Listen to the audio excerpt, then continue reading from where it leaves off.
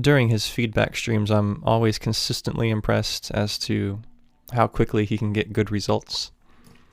And so it's led to me being able to go in on my own and make quick EQ adjustments like I did with this. I probably spent about 10 seconds on that, and it's through watching him. And it's okay to just sort of take hold of it and make the choices quickly that you think could benefit the sound. So it takes a little bit of listening and experience, but you know, it all comes together once you know.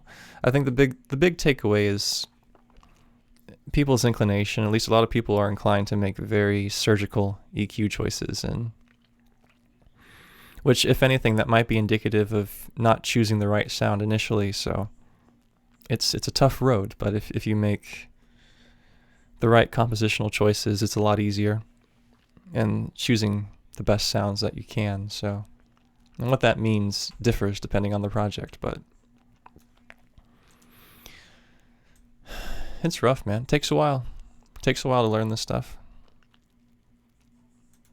I've been doing this for almost 8 years, and I'm finally making music that I actually dig.